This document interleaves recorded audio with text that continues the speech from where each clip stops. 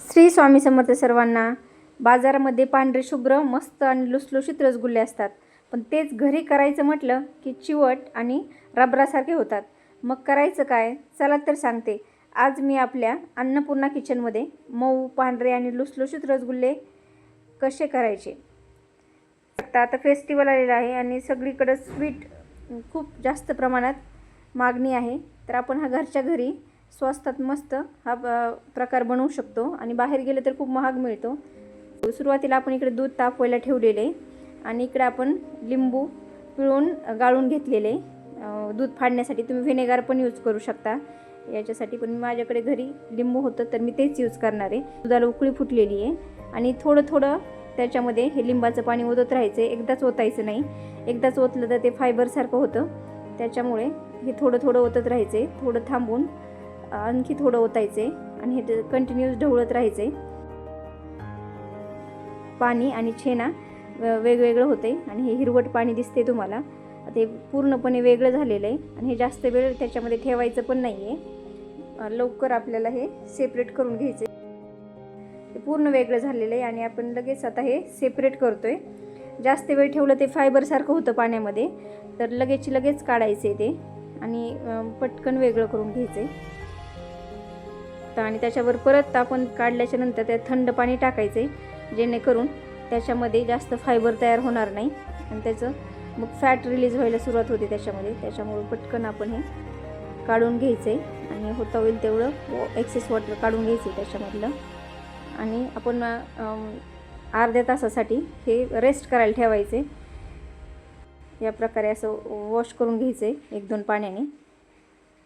पटकन गरम पाणी धुवून काढून थंड पाण्यात ठेवायचे। तुम्ही बघू शकता अर्धा तासानंतर आपण हा बाजूला घेतलेला आहे आणि हे अशा प्रकारे झालेले आणि यामध्ये तुम्हाला 15 ते 16 मीडियम साईजचे रसगुल्ले तयार होतात।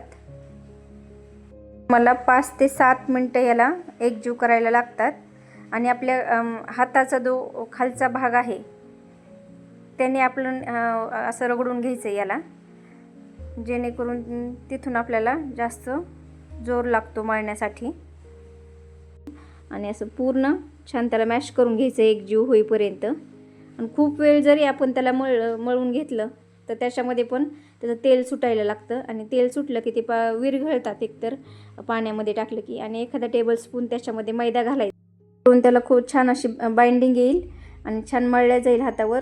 खूप जास्तही नाही घालायचं आहे, 1 टेबलस्पूनच घातलेला आहे मी याच्यामध्ये मैदा।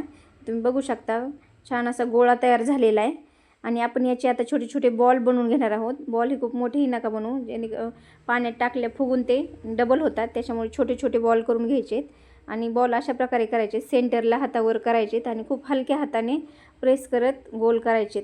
खूप जास्त पण जोर नाही द्यायचा, जेणेकरून त्याचं ऑइल रिलीज होईल। मी आता बाकीचे करून घेते गोळे, तो पण तिकडे चासणी करूयात आपण। आता तिथे 3 कप मी पाणी घेणार आहे आणि 1.5 कप त्याला मी साखर घेणार आहे आणि ही आपण रसगुल्ले उकळल्यानंतर टाकण्यासाठी ही करणार आहोत। आणि याला खूप चासणी वगैरे येऊ द्यायची म्हणण्यापेक्षा फक्त उकळून घ्यायचं हे पाणी आणि थोडं 2 मिनटं जास्त ठेवायचे उकळल्याच्या नंतर आणि थंड व्हायला ठेवून देणार आहोत आपण हे नंतर। आणि दुसरीकडे आपण पातेल्यात एक चासणी तयार करून घेणार आहोत, त्याच्यामध्ये आपल्याला आता रसगुल्ले कच्चे रसगुल्ले टाकून त्याच्यामध्ये आपल्याला शिजून घ्यायचे आहेत थोडेसे। त्याच्यासाठी आपण 1 कप इथं साखर घेणार आहोत आणि 2 कप पाणी घेणार आहोत। उकळी आली मग 10 मिनटं आपण ह्याला ठेवणार आहोत उकळायला। 5 ते 7 मिनटात तसे उकळून जातात आणि खूप छान हे बघू शकता तुम्ही डबल झालेले आहेत। आणि आता हे थंड झालेल्या चासणीमध्ये आपण ह्याला लगेच टाकायचे, जेणेकरून हे फायबरसारखे होणार आहे, स्पॉन्जी झालेले आहेत। आणि हे ह्याच्यामध्ये आता 2 तास रेस्टसाठी ठेवायचे आहेत आपण ह्या चासणीमध्ये टाकले तिथं, जेणेकरून त्या पाक ते छान शोषून घेतील आणि चव खूप छान होईल। एका डिशमध्ये छान काढून घेऊन सर्व करायचे। ते कापसासारखा मऊ आणि मखमली रसगुल्ला इथं आपल्याला तयार झालेला आहे, फायबरसारखा झालेला नाही आहे। ह्याच्यामध्ये आपण थोडी काळजी घेतली की पटकन गरम पाण्यामधून काढले, थंड पाण्यामध्ये लवकर टाकले आणि हेच आपण काळजी घ्यायची आहे। आणि दूध फाडताना हे एकदाच व्हिनेगर किंवा लिंबू वगैरे न टाकता थोड्या प्रमाणात टाकत राहायचे, जेणेकरून खूप सॉफ्ट मऊ आणि खुसखुशीत असा आपला रसगुल्ला तयार होतो.